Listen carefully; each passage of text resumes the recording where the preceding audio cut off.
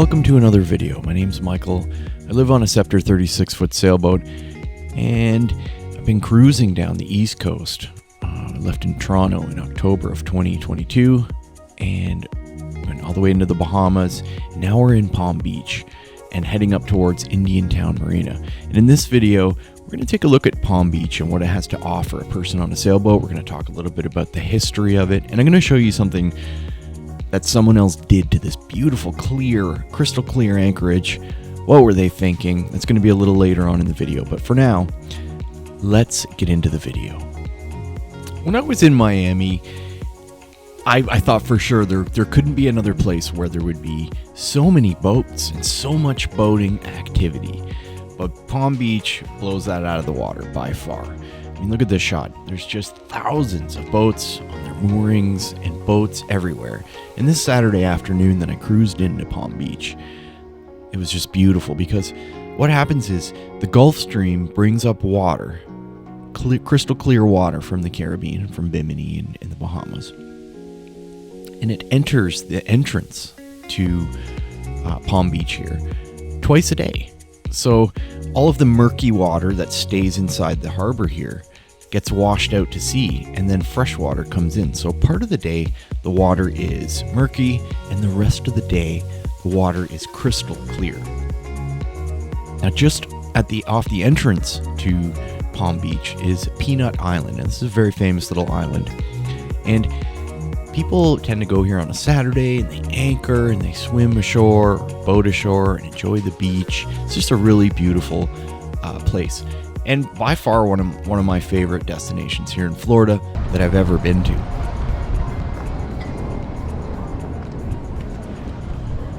My name is Michael Potts. I live on this Scepter 36-foot sailboat, and this is where I am today. I'm in Palm Beach, Florida, USA. So, right there is Peanut Island. And look at all these boats. It's a crazy place here. The water is so crystal clear here in Palm Beach, it's nuts. Right now the tide is just shifting, so it's a bit green. But as the tide comes in from the inlet, it actually brings in this clear, crystal clear water. And it's actually just as clear as Bimini. Not as clear, but pretty close. So when I came into anchor yesterday, I dropped my hook right there. I looked down and I realized that I was anchoring over our shipwreck. So I managed to get the anchor back up. But what I think we're gonna do is I'll put a snorkel flag right here, and let's go check this wreck out. It's pretty cool. There's something magical about swimming under your boat and seeing it float there. I mean, it's mind-boggling to think that I've lived on this boat for 4 years. Now, I've made a habit of checking my anchor, making sure it's secure, and for good reason. And you'll see why in a minute here. But it's really amazing just to be underwater. And a lot of the time, people who are sailing on the ocean don't really consider what's under you. And that's something that I've been thinking about quite a bit of late. Especially when I was crossing the Gulf Stream into the Bahamas, and there was 6,000 feet of water. You gotta wonder what's down there. That's why I always go for a look.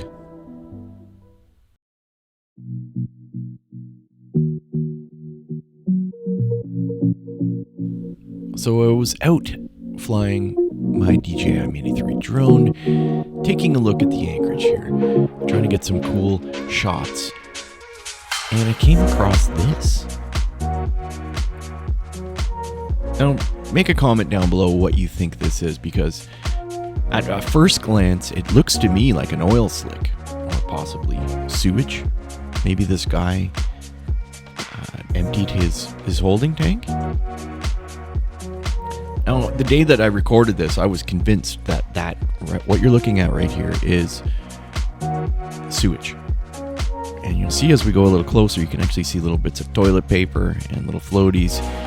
And upon review, this may just be seaweed. And believe it or not, I did report this to the Coast Guard, and they were like, phone this agency, and I spent an hour on the phone and actually didn't get anywhere. But tell me in the comments what you think this is, and we'll put it to a vote.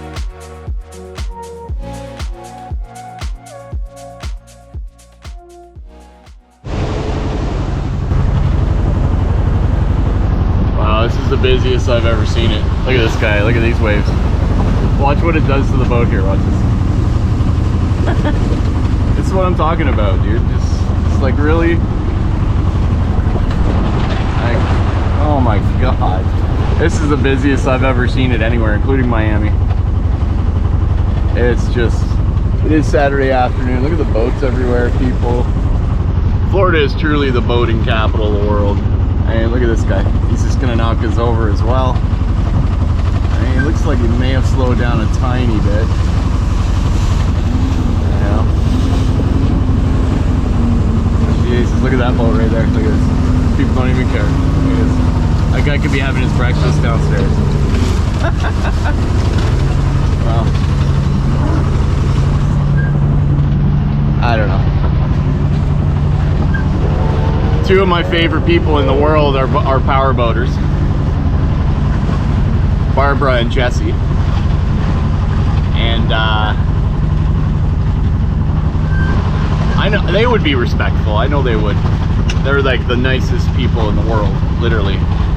And I wonder how they're gonna. I wonder if they'll become boaters like here in Florida when they come down here. It'll be interesting to see. Make a comment down below, guys. Alright, so there's a really shallow part right here. If I went right there, I'd be on the ground. Yeah, so be careful.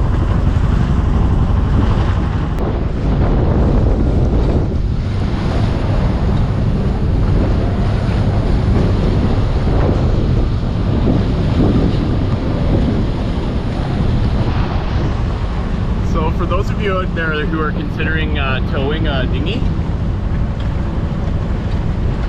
it slows the boat down quite a bit. It slows my boat down quite a bit.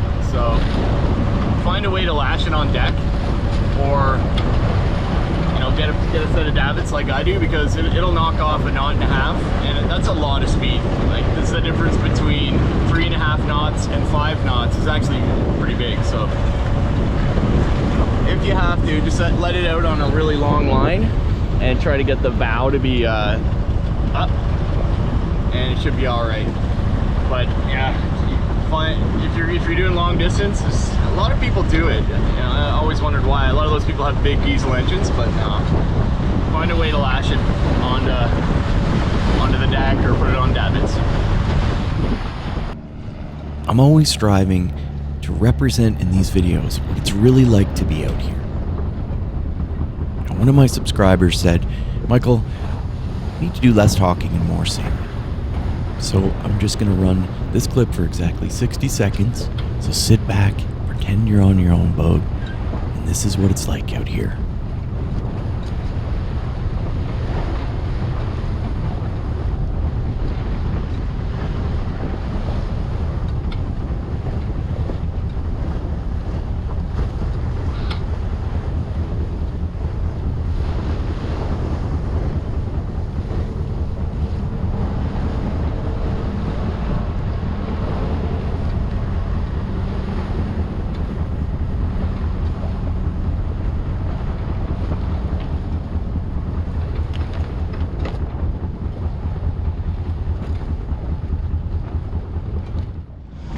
All right, so this is it. I'm here.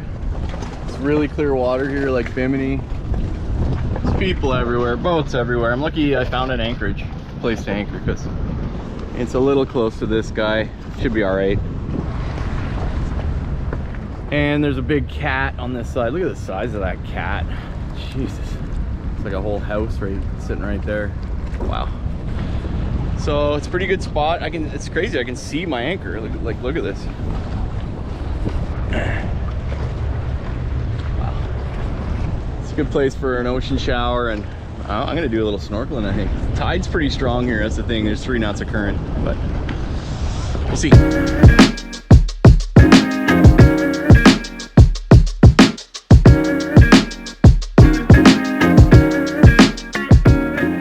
So this was a busy Saturday afternoon, so there's a lot of boats everywhere. And the anchorage was absolutely crowded with people enjoying themselves. So what I did is I moved into the top corner of this area here near the bridge and dropped my hook there because, as you know, I'm having dinghy issues. The engine has gasoline in the oil and I need to send it in and get repaired. So I'm trying to minimize the amount of time I use the dinghy engine. That way it doesn't break or cause some damage to it. So anyway, I dropped my hook here and that's when the weather sort of changed on me. You see those clouds in the back there? You see some anvil clouds? When you start seeing those in Florida in the west, you know there's storms coming. I was eating some lunch in the cockpit, and I looked over, and just over towards the bridge there, I noticed there was some creatures watching me.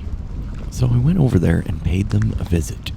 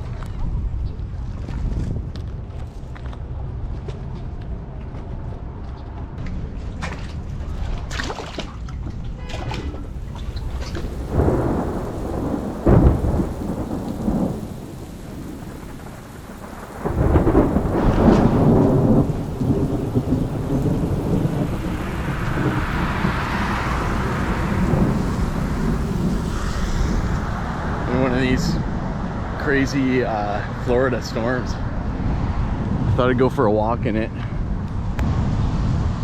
Wow.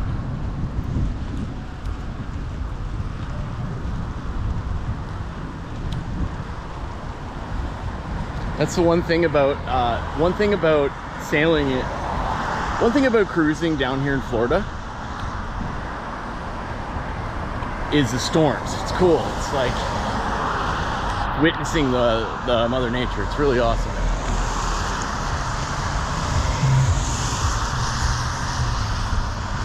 There's crazy amounts of lizards here. All right, so trying to think of what I should do. Should we take the outside to Indian Town Marina, or should we just go up the ICW? You know, I've done the outside already. And now that this sort of bad weather's here, I'm thinking it's maybe better to take the ICW. I can still sail. The winds, there's good winds for the next few days, so would have been nice to go out on the ocean. But let's go somewhere we've never gone. That's the idea of sailing, right? Why would I? And then we just be in Indian Town waiting for the travel lift, right? No. So I think we will take the ICW. We'll start tomorrow. Right now, I just went for a walk in the storm here. So I was thinking too, it's kind of funny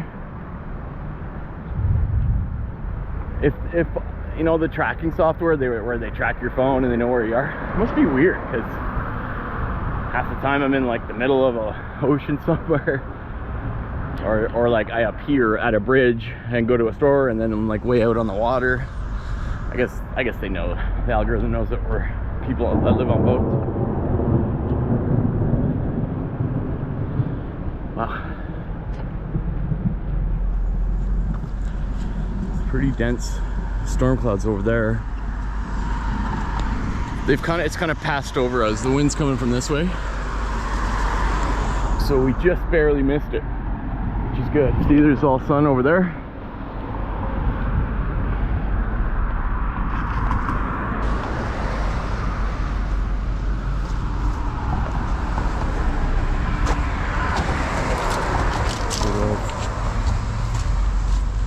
Oh, there's some bum's box sitting here drinking. Alright, you gotta worry a little bit about bugs here, because there's these little critters that'll jump on there and then they'll jump onto your boat. So there was a whole bunch of lizards here earlier. Oh, there's lightning over there. Wow. EV's right there at anchor. How clear this water is, it's nuts. All right, let's get on the boat. Oh, it's thundery out now. Look at this. Got stuck in here. So I'm trying not to use this engine because it needs work. Which way is the tide going? I'm pretty sure the tide's going that way. Oh, the adventure. Oh, the adventure. Yeah, tide's just turning around now. All right. Our little lizard friends went away. There's a whole bunch of lizards that were right there.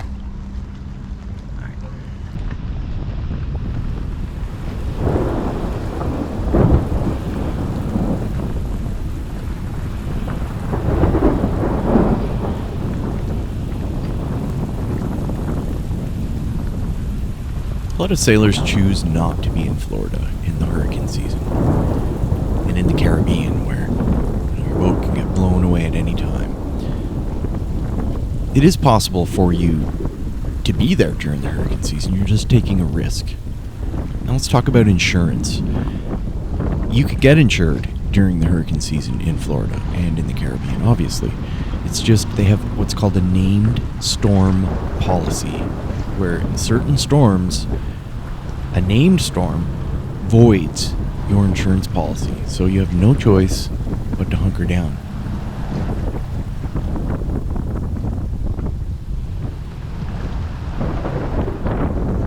Now, I've made a habit of going down and checking my anchor, and it was for good reason. The other day I went down to the anchor, and it was wrapped up in its chain and was basically just slightly dragging around. And that was a calm day. Had I have not checked it and the storm came in, I definitely would have dragged anchor and it would have been a disaster. So if you can, and you have the ability, it's good to check your anchor when you can.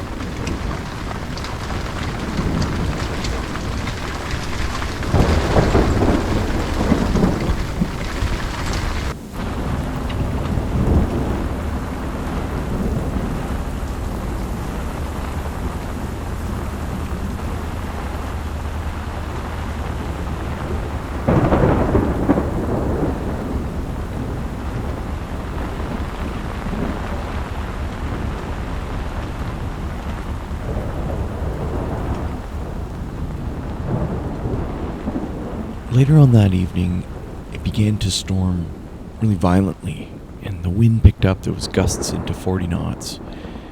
And I guess I didn't really choose the best anchoring spot.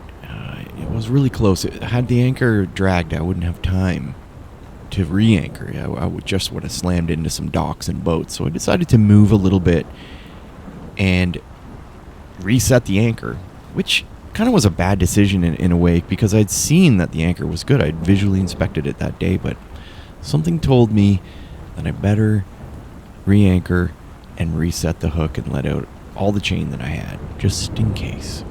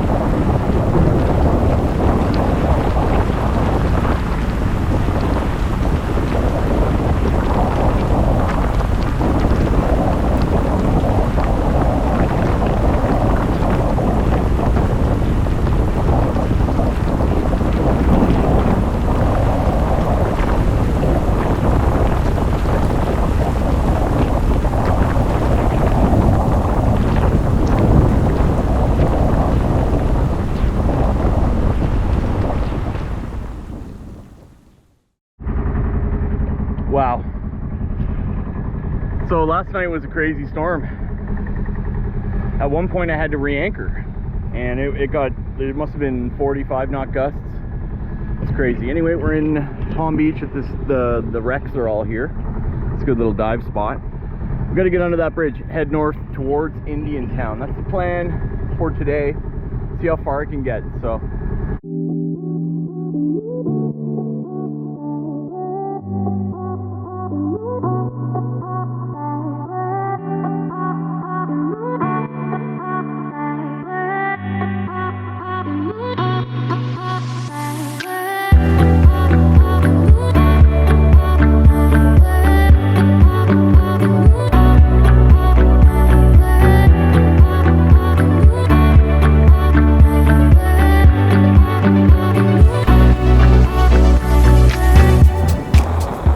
so there's a tornado warning right now.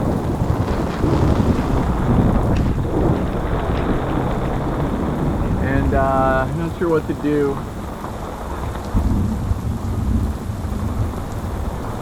Anyway, I'm in a good spot. Let's see what happens here.